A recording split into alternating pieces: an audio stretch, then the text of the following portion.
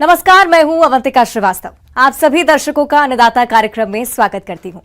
किसान का जीवन बहुत मुश्किल होता है। वो अपने खेतों में लंबे समय तक काम करते हैं। उसका ध्यान सदैव फसल में ही लगा रहता है। अपनी कड़ी मेहनत की ताकत पर अपना जीवन व्यतीत करते हैं। और ऐसे ही किसानों की प्रगति के लिए हम खेती बाड़ी से जुड़ी हुई बहुत सी नई और लाभकारी जानकारियां हर रोज सुबह लेकर आते हैं। तो चलिए कार्यक्रम शुरू करते हैं। पहले देखते हैं क्या है आज के अन्नदाता में।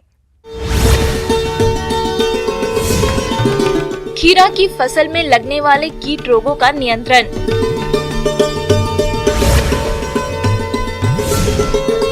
गन्ने की पेड़ फसल में ले अधिक उत्पादन।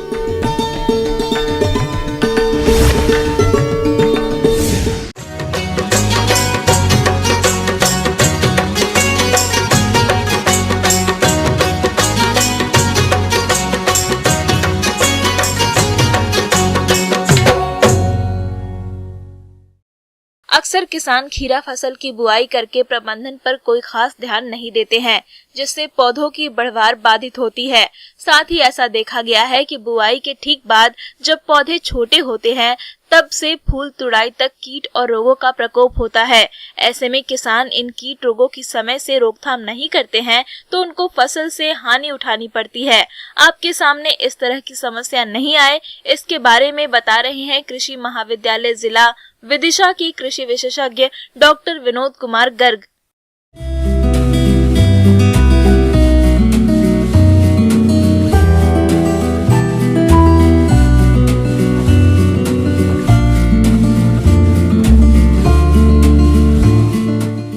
आज हम किसान भाइयों से खीरा में कीट एवं रोग प्रबंधन के संबंध में चर्चा करेंगे। वर्तमान समय में खीरा की फसल किसान भाइयों के यहाँ लगी हुई है और फसल की जो अवधि है वो 15 से 20 दिन की हो गई है और कुछ क्षेत्रों में खीरा फसल तैयार हो गई है और बाज़ार में बिक रही है। तो जैसा कि कीड़ों की बात करते हैं, 3 प्रमुख कीड़े हैं जिनका प्रकोप होता है, 3 तरह के। पहला है रस चूसने वाले कीड़े। रस चूसने वाले कीड़े, इनके नाम से ही जाहिर हो रहा है कि ये रस चूसते हैं। तो ये इसमें कौन कौन से कीड़े हैं? जैसे तेला है, इसे हम थ्रिप्स कहते हैं, हरा मच्छर है, जैसिड है, सफ़ेद मक्खी है और वाइट फ्लाई भी कहते हैं इसको। ये क्या करते हैं तीनों कीड़े? इनकी पत्तियों, शाखाएं, ये कीड़े उनसे रस चूसते रहते हैं। जब इनका प्रकोप धीरे धीरे बढ़ता है तो पत्तियों में भी इनका प्रकोप बढ़ता है तो पत्तियाँ कुकड़ने लगती हैं और पत्तियाँ गहरे पीले रंग की, तांबे कलर की हो जाती हैं। इस तरह से हम क्षेत्र में यह देख सकते हैं खेत में जाकर के कि हमारी फसल में रस चूसने वाले कीड़ों का प्रकोप दिखाई दे रहा है। खीरा के लिए समन्वित प्रबंधन करना चाहिए, जिसमें सबसे पहले गहरी जुताई करें, पीला चिपचिपा प्रपंच लगाएं। इस कीट के रासायनिक नियंत्रण के लिए इमिडाक्लोप्रिड दवा की 1 मिलीलीटर मात्रा का 3 लीटर पानी के हिसाब से घोल बनाकर छिड़काव करते हैं तो इस कीट का नियंत्रण आसानी से किया जा सकता है। दूसरा एक महत्वपूर्ण कीट है जिसे हम कद्दू का लाल कीड़ा कहते हैं, रेड पंपकिन बीटल। इस कीट के वयस्क आपको खेतों में पत्तियों पर लाल कलर के बैठे हुए दिख जाएंगे। प्रारंभिक अवस्था में जब खीरा की फसल लगाई जाती है खेत में तो ये पत्तियां निकलती हैं उससे 2 और 4 की अवस्था में, तो इनके वयस्क जो रहते हैं ये पत्तियों में छेद कर देते हैं तो फसल को अत्यधिक हानि होती है और फसल की वृद्धि रुकती है। और जब फूल बनना शुरू होते हैं तो ये वयस्क क्या कर देते हैं कि फूलों खाना शुरू करते हैं तो फिर फल नहीं बनते हैं और हमारी फसल को हम बांझ मान लेते हैं। तो इस तरह से ये कीड़ा हमारी फसल को अत्यधिक नुकसान पहुंचाता है। तो आप इस कीट की शुरुआती अवस्था पर जैविक नियंत्रण के लिए नीम तेल की 5 मिलीलीटर प्रति लीटर पानी में घोलकर छिड़काव करें। यदि प्रकोप आर्थिक क्षति स्तर से अधिक हो तो इंडोक्सा कार्ब दवा की 1 मिलीलीटर मात्रा का प्रति लीटर पानी के हिसाब से घोल बनाकर छिड़काव करने से इस कीट का नियंत्रण आसानी से हो जाता है। तीसरा इसमें मुख्य कीट आता है सोना मक्खी। इसे हम फ्रूट फ्लाई के नाम से जानते हैं। फ्रूट फ्लाई इसके नाम से अंकित हो रहा है कि ये फ्रूट को नुकसान पहुंचाती है। जब हमारी खीरा की फसल में फूल से फल बनना शुरू होते हैं तो इस कीट की मादा अपने अंडरूपक द्वारा फलों में छेद कर देती है। उस छेद के द्वारा ये फल के अंदर अपने अंडे प्रवेश करा देती है। फलों की वृद्धि होती रहती, साथ साथ अंदर ही अंदर इसके जो मैगट हैं या शिशु हैं, ये हमारी खीरे को अंदर ही अंदर खाते रहते हैं। और जहाँ पर ये अंडे देने के लिए अंडरूपक को गड़ाती है, उस स्थान से हमारी खीरा के फल मुड़े हुए दिखाई देते हैं। फल आपके पूर्णतः खराब हो जाते हैं और बाजार में बेचने के लिए नहीं रहते हैं। आप कीट अट्रैक्टेंट मिथाइल यूजिनॉल का उपयोग करें तो इससे हमारे कीड़ों का नियंत्रण होगा।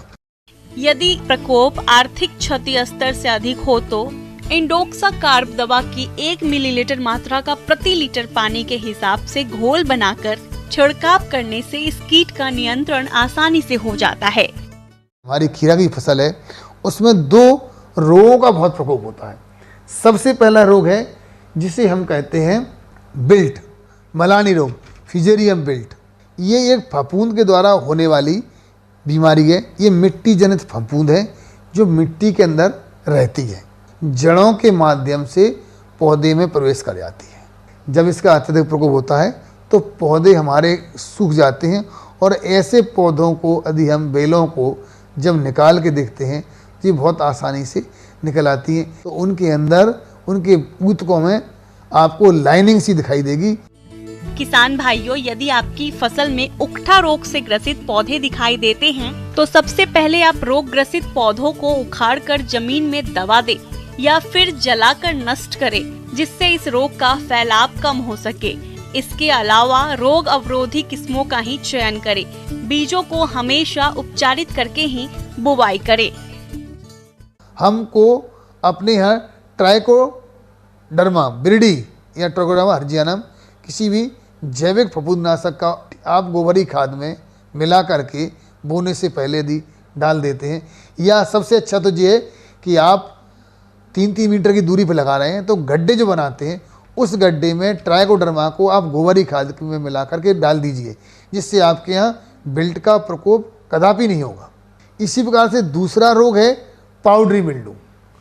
पाउडरी मिल्डू जो रोग है वो भी एक फफूंद के द्वारा होता है। ये वायुजनित बीमारी है। इसके फंगस सबसे पहले पत्ती की निचली सतह पर पाउडर के रूप में आपको दिखाई देती है। जब इसका अत्यधिक प्रकोप होता है तो पूरा का पत्तियां, पूरे तने इसके चपेट में आ जाते हैं और पौधा भूरा भूरा उस तरह से दिखाई देता है।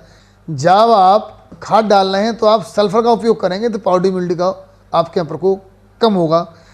लेकिन खड़ी फसल में जब फल बन जाए तब मेरा विशेष ध्यान रखें कि हम खड़ी फसल, जब फल तैयार हो गए, मार्केट में हमको तोड़ के बेचना है, तो उसके तोड़ने के बाद ही किसी कीटनाशक या फफूंदनाशक का उपयोग करें।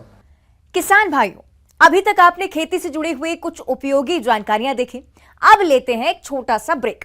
जल्दी लौटेंगे और कार्यक्रम में आगे भी हैं खेती बाड़ी से जुड़ी महत्वपूर्ण जानकारियां, तो बने रहिए हमारे साथ।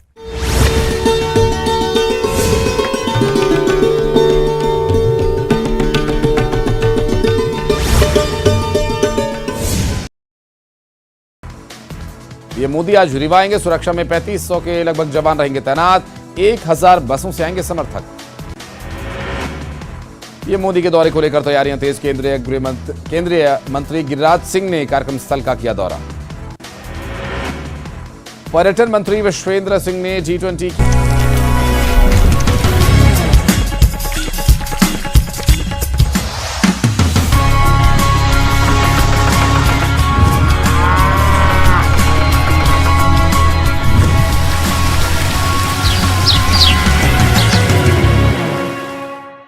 ब्रेक के बाद आप सभी दर्शकों का अन्नदाता में स्वागत है। चलिए अब रुक करते हैं अगली कड़ी की ओर।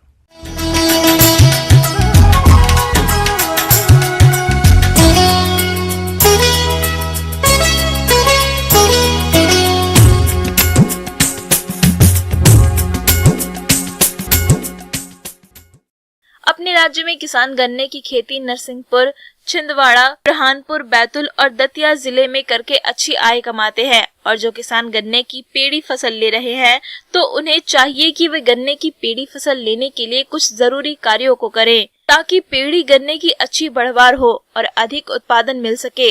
तो पेड़ी फसल लेने के लिए कौन कौन से जरूरी कार्यों को करें, इस बारे में जानकारी दे रहे हैं विषय विशेषज्ञ डॉक्टर अर्नब कुंडू।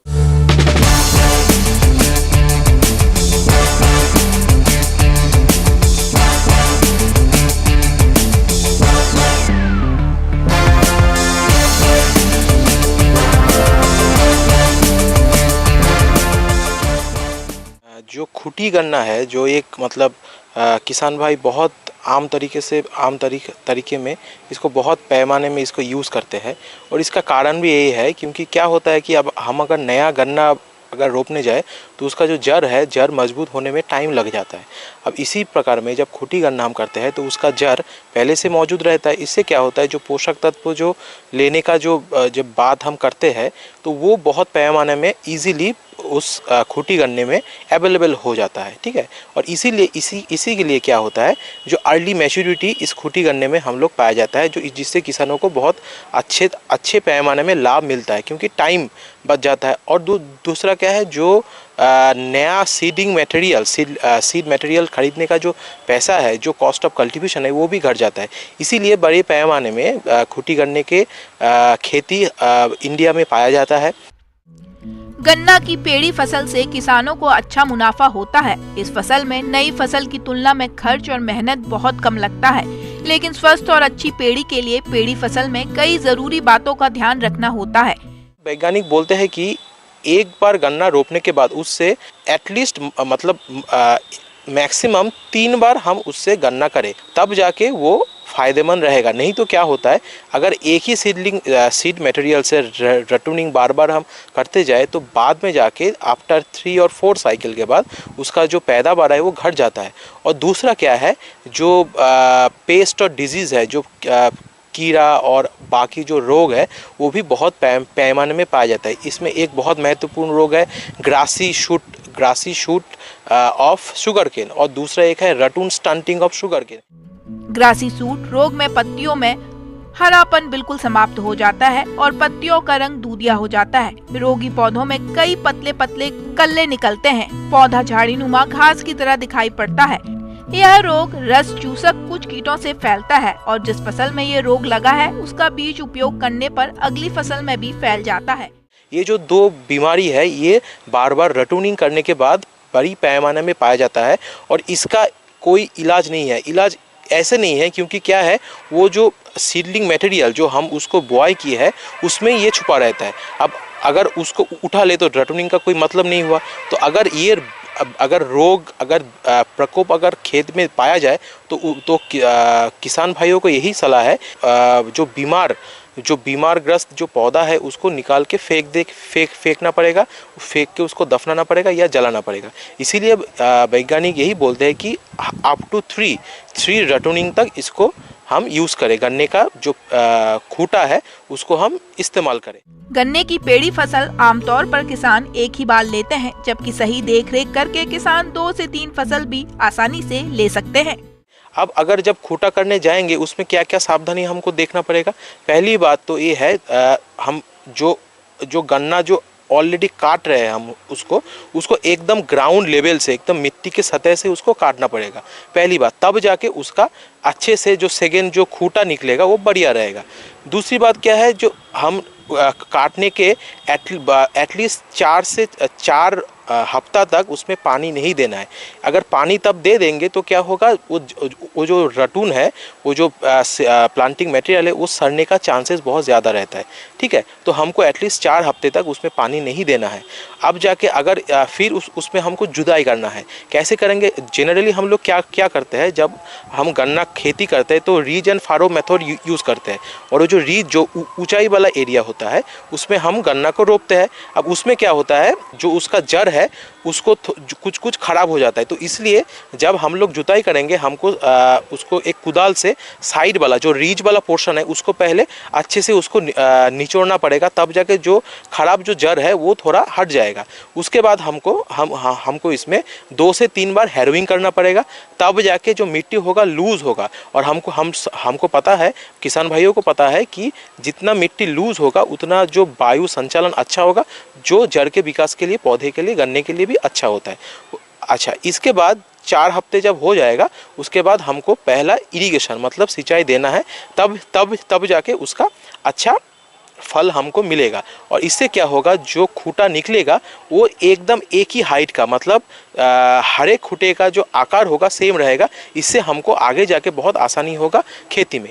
और इसके बाद क्या करना है, अब हम अगर इसमें खाद देने की बात करें तो जैसे फर्स्ट इरिगेशन के बाद, सिंचाई के बाद हमको ऐसे बेसल डोज हमको देना है 5 kg DAP, 2 kg यूरिया और 4 kg MOP मतलब म्यूरिएट ऑफ पोटाश। ये आपका गया बेसल डोज, ठीक है। उसके बाद जो फर्स्ट इरिगेशन हम क्या बोले कि 4 से 6 हफ्ते बाद, और उसके ठीक सेम 6 हफ्ते बाद हमको सेकेंड इरिगेशन मतलब सिंचाई देना है, ठीक है। उस समय हमको देना है नाइट्रोजन देना, क्योंकि किसान भाइयों को पता है कि हम लोग एक बार में पूरा नाइट्रोजन यूज़ करते नहीं, हम उसको जितना बारी बारी में देंगे तो उसका जो एफिशिएंसी है ज़्यादा पौधा ले पाएगा, उस टाइम हमको देना पड़ेगा। और 2 kg नाइट्रोजन, 2 kg यूरिया पर कट्ठे में, ठीक है। और उसके बाद जब अर्दिंग अप करेंगे, ठीक है, जब गन्ना बड़ा हो जाता है उसके जड़ में जब मिट्टी दे के उसको शेल्टर देते हैं, उसको अर्दिंग अप बोलते हैं, उस टाइम और 3 kg पर कट्ठे का यूरिया हमको देना पड़ेगा। तब जाके हमारा जो ये खूंटा जो गन्ना है इसका पैदावार बढ़िया होगा। आगे और भी है खेती बाड़ी से जुड़ी हुई बहुत सी रोचक जानकारियां, पर यहां पर रुकेंगे एक और छोटे से ब्रेक के लिए। जल्द हाजिर होते हैं।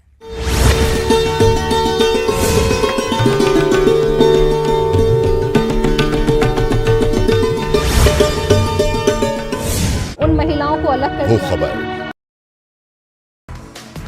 ये मोदी आज रीवा आएंगे। सुरक्षा में 3500 के लगभग जवान रहेंगे तैनात। 1000 बसों से आएंगे समर्थक। ये मोदी के दौरे को लेकर तैयारियां तेज। केंद्रीय मंत्री गिरिराज सिंह ने कार्यक्रम स्थल का किया दौरा। पर्यटन मंत्री विश्वेंद्र सिंह ने G20 के 1 दिवसीय टूरिज्म एक्सपोर्ट कार्यक्रम का शुभारंभ।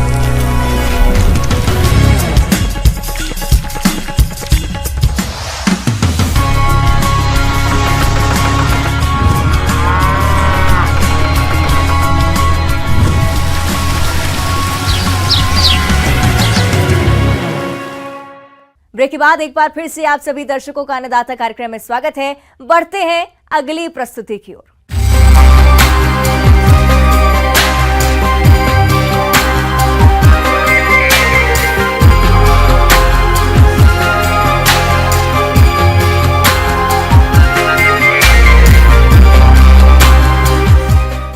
अपने राज्य में किसान विभिन्न फसलों की खेती करते हैं और इनसे अच्छा उत्पादन भी लेते हैं, लेकिन कई बार फसलों और पेड़ पौधों पर अमरबेल का प्रकोप हो जाता है, जो कि फसल और पेड़ पौधों को पूरी तरह नष्ट कर देती है। तो इस अमरबेल की समस्या से कैसे बचें, किस प्रकार से करें इस अमरबेल की समस्या का समाधान, देखिए हमारी ये खास रिपोर्ट।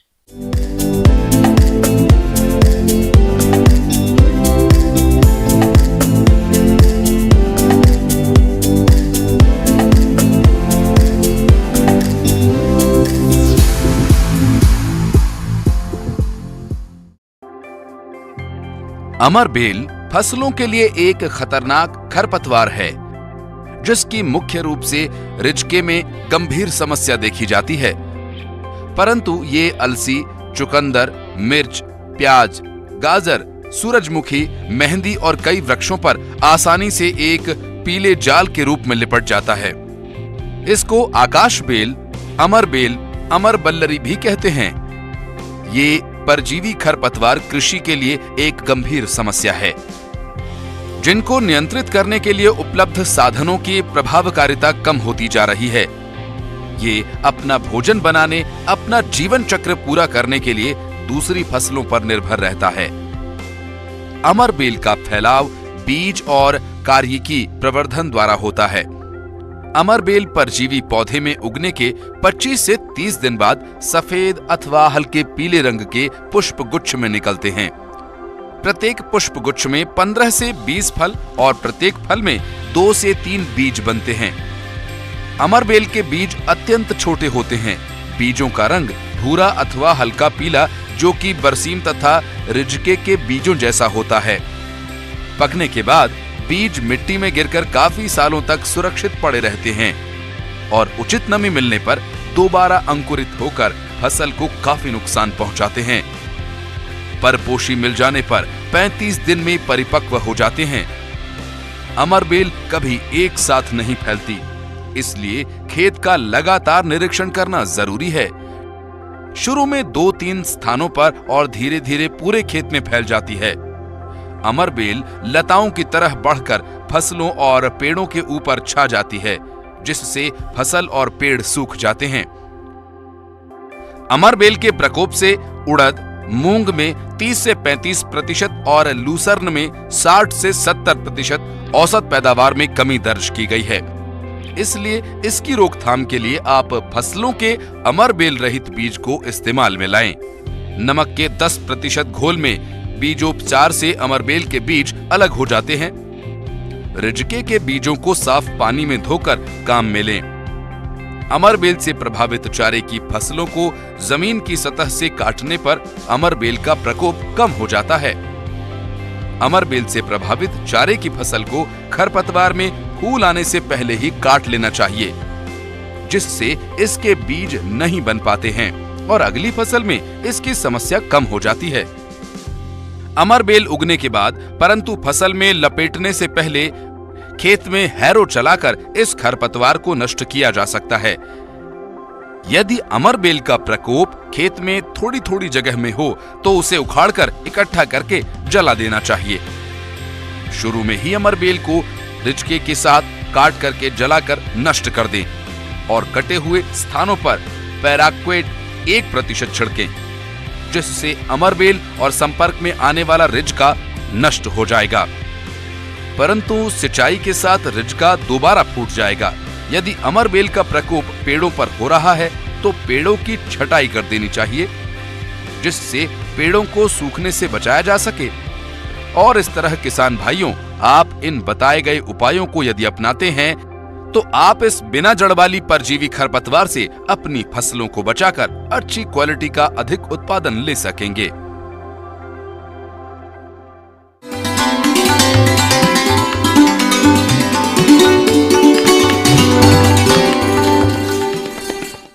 अन्नदाता हेल्पलाइन निशुल्क फोन संपर्क सेवा के माध्यम से आपके द्वारा पूछे गए प्रश्नों में से 1 या 2 महत्वपूर्ण प्रश्न को हम अपने कार्यक्रम में शामिल करते हैं। इसी के तहत आज का चयनित प्रश्न और उसका जवाब इस प्रकार है। आज के अन्नदाता हेल्पलाइन में जिस प्रश्न को कार्यक्रम में शामिल किया गया है उसे पूछा है ग्राम लखना, जिला रतलाम के किसान रूपेश पाटीदार ने। आप पपीता में लगने वाले रोगों के नियंत्रण पर जानकारी चाहते हैं, तो रूपेश जी आपकी जानकारी के लिए प्रस्तुत है कार्यक्रम का यह अंश। किसान भाई, पपीता जो आप लोगों ने अगस्त सितंबर में लगा लिया होगा, तो उसमें भी है कि समस्या आती है। तो शुरुआती दौर में तो धड़ सड़न वाली समस्या आती है, जो कि सीडलिंग स्टेज में हम लोग उसको फाइटोलान या कैप्टान से जिसको कि मैनेज कर लेते हैं। पपीता के इतने सारे फायदों को देखकर इसकी मांग बढ़ी है और अधिकतर किसान इसकी खेती करने लगे हैं, लेकिन इस फसल से उत्पादन लेने में रोग बड़ी बाधा बनते हैं और हमारे किसान भाई चाहकर भी ठीक से इनको कंट्रोल नहीं कर पाते हैं और नुकसान उठाना पड़ जाता है। अब अभी जो समस्या किसान भाई आएगी आगे, वो है कि जब आपको पपीता में देखिएगा कि पत्ती सिकुड़ जाती है, पत्ती छोटे हो जाते हैं, उसमें जो है सो आपको देखिएगा कि पीला हरा अनियमित आकार का पत्तियों पर जो है सो चित्ती होता है। तो ये सब जो है विषाणु जनित समस्या है, जिसको कि हम लोग पपाया मोजाइक वायरस कहते हैं। इंडिया में इसको पपाया रिंग स्पॉट वायरस के नाम से भी जाना जाता है। तो जब ये फल बनता है तो देखिएगा कि फल पे देखिएगा बलाकार जो है सो गोला रिंग के आकार का धब्बा बनता है। तो इसको हम पपाया रिंग स्पॉट वायरस भी कहते हैं। तो इसके लिए है कि इसका जिसका फैलाव जो होता है एफिड एक कीड़ा है, एफिड से होता है।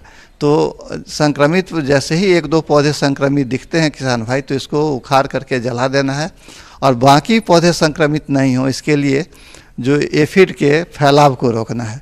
एफिड के फैलाव को रोकने के लिए कोई भी जो सकिंग इंसेक्टिसाइड है, जो सकिंग पेस्ट के लिए जो इंसेक्टिसाइड है, जैसे आपको टाटामीडा है, कॉन्फिडोर है, इस सब का उपयुक्त जो 1 ml प्रति लीटर दवा का छिड़काव करेंगे तो आपका वो कीड़ा जो है उससे वाहक जो है उसके वो मर जाएंगे। एफिड का कंट्रोल कर लेंगे तो आपके वो सुरक्षित रहेंगे। यही उपाय हैं। एक जो इसमें वैरायटी है कैरिका कॉलीफ्लोरा, ये वैरायटी जो है सो बहुत रेजिस्टेंट पाया गया है इस बीमारी से इंडिया में। तो इसका अगर आप मिलता है तो उसको लगा सकते हैं, इस प्रभेद को। पपीते का दूसरा खतरनाक रोग है जड़ सड़न, जिसे जड़ गलन भी बोलते हैं। यह दूसरा ऐसा रोग है जो पपीते को नुकसान पहुंचाता है। इसमें देखते ही देखते सभी पौधे सूख जाते हैं और उपज कुछ नहीं मिलता है।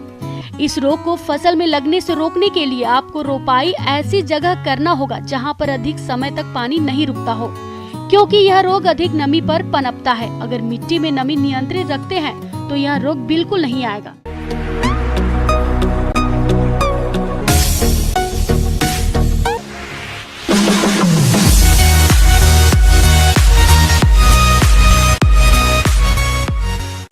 आइए अब एक नजर डालते हैं राज्य के कुछ चुनी हुई मंडियों के प्रमुख फसलों के बाजार भाव पर।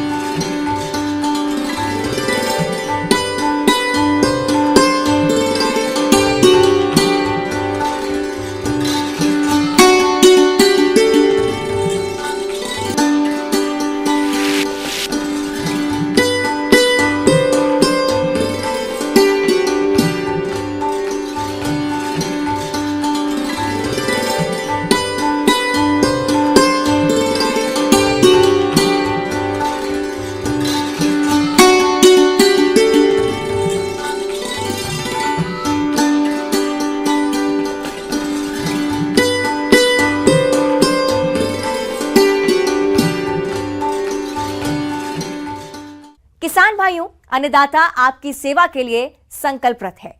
कृषि संबंधित समस्या और सुझावों के लिए आप हमें इस पते पर संपर्क कर सकते हैं। प्रोड्यूसर अन्नदाता news 18 Madhya Pradesh Chhattisgarh, Ramoji film city, Hyderabad 501512। साथ ही आप हमें ईमेल भी कर सकते हैं। हमारा ईमेल है p18annadattamp@nw18.com। इसके अतिरिक्त आप हमें निःशुल्क हेल्पलाइन नंबर